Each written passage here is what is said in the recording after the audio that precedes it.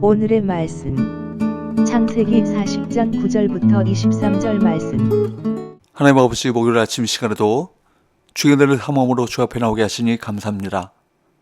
이 시간에도 우리 모두에게 말씀을 통해 하나님의 음성을 들려주옵소서. 예수님의 거룩하신 이름으로 기도합나이다. 아멘.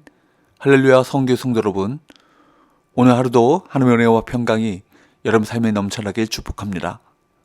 오늘 우리에게 주시는 하나님의 말씀은 창세기 40장 9절에서 23절까지의 말씀입니다. 나중에서야 요셉은 보디발의 집에서 종살이하고 감옥에 갇혔던 시간이 훈련의 과정이었음을 깨달았겠지만 당시에는 짐작조차 하지 못했을 것입니다. 당시 요셉은 성실하게 자신에게 맡겨진 일을 감당하면서 힘겨운 삶을 하루하루 견뎠을 뿐입니다. 요셉의 고백과 삶을 통해 일상을 살아가는 성도의 합당한 자세가 어떤 것인지를 깨닫게 되길 바랍니다. 요셉은 두 관원장의 꿈을 회몽합니다. 먼저 해몽한 술 맡은 관원장의 꿈은 길한 것이었습니다. 포도나무에 세 가지에서 난 싹과 꽃, 포도송이는 살 안에 풀어낼 것을 의미하고 그 포도를 따서 즙을 바로에게 바치는 것은 그의 직책이 회복된다는 뜻입니다. 그런데 요셉이 이어서 술 맡은 관원장에게 한 말을 보면 그가 자신의 상황을 암울하게 여기고 있었음을 알 수 있습니다. 요셉이 보기에 술 맡은 관원장은 일이 잘 풀리는 부러운 사람이었을 것입니다. 그에 비해 요셉은 형들에 의해서 종으로 팔려 히브리 땅에서 애국까지 끌려왔고 억울하게 감옥에 갇혀 있는 상황이었습니다.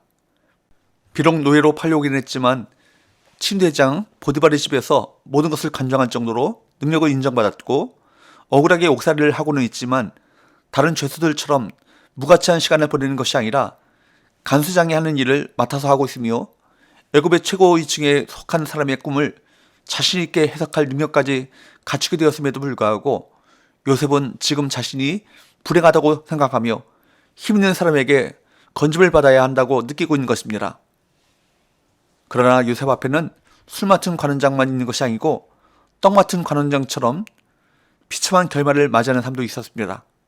하지만 요셉은 자신의 불행한 처지와 상황만을 주목하고 있는 모습을 보여줍니다. 자신의 처지와 상황에 집중하면 여기에서 벗어나야 한다는 생각 외에 다른 생각은 갖지 못하게 됩니다. 상황이 어려울수록 시야를 더 넓히고 시선을 더 높여야 할 것입니다. 요셉의 해몽은 정확했습니다. 20절에서 22절, 제3일은 바로의 생일이라. 바로가 그의 모든 신하를 위하여 잔치를 베풀 때에 술 맡은 관원장과 떡 굽는 관원장에게 그의 신하들 중에 머리를 들게 하니라. 바로의 술 맡은 관원장은 전직을 회복하며 그가 잔을 바로의 손에 받들어 드렸고 떡 굽는 관원장은 매달리니 요셉이 그들에게 해석함과 같이 되었으나 두 관원장이 꿈을 꾼 날로부터 3일 후에 바로의 생일잔치가 벌어졌고 그날의 술 맡은 관원장과 떡 굽는 관원장이 옥에서 풀려나 바로 앞에 서게 되었습니다. 요셉의 해몽대로 술 맡은 관원장은 직위를 회복했습니다. 그러나 떡 굽는 관원장은 처형당했습니다. 요셉은 술 맡은 관원장이 직위를 회복하면 자기가 부탁한 대로 바로에게 자기 사정을 아뢰어 이제 곧 자신이 풀려나 아버지 집으로 돌아갈 수 있을 것이라 기대했을 것입니다. 그러나 요셉은 다시 한번 배신감을 느끼게 했습니다. 23절, 술 맡은 관원장이 요셉을 기억하지 못하고 그를 잊었더라.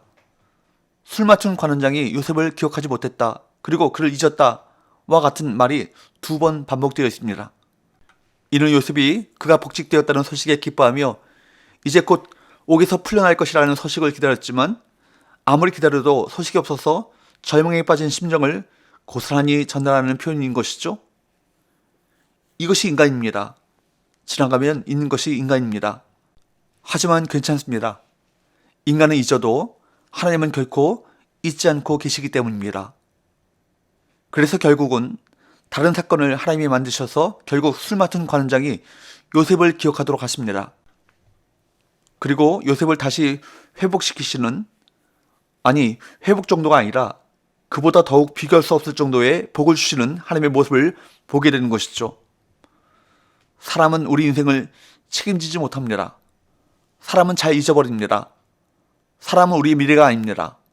술 맞춘 관원은 요셉의 삶의 해답이 아니었습니다.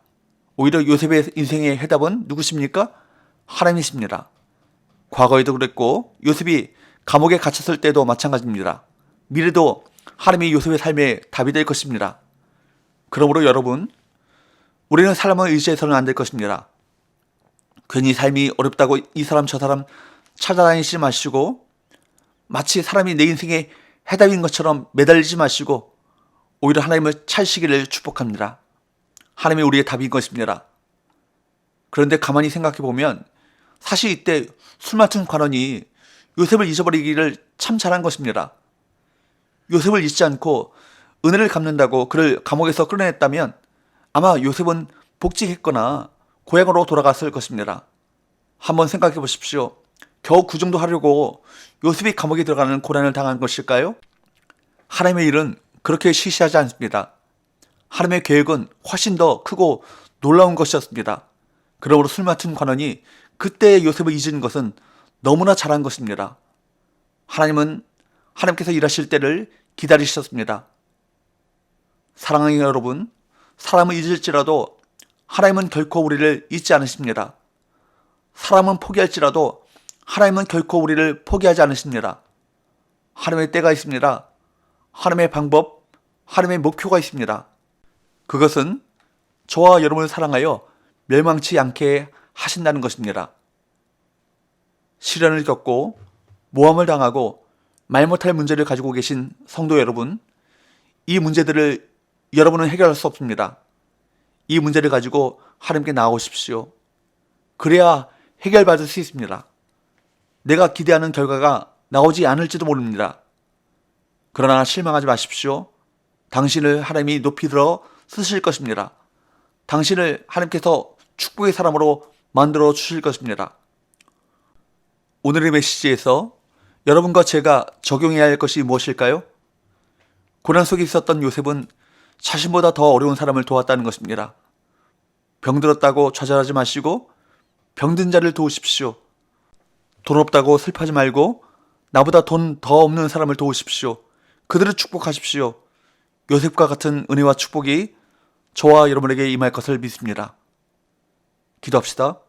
하나님 아버지, 여전히 암울한 고난의 상황이 풀리지 않았고 암울한 고난은 계속되었지만 하지만 하나님께서는 그가 생각했던 것과는 비교도 되지 않는 큰 은혜를 준비하고 계셨음을 보게 됩니다. 우리가 하나님의 행하심을 믿고 하나님을 신뢰함으로 하나님의 행하실 큰 일을 기대하며 하루하루를 믿음으로 살아가게 하여 주옵소서.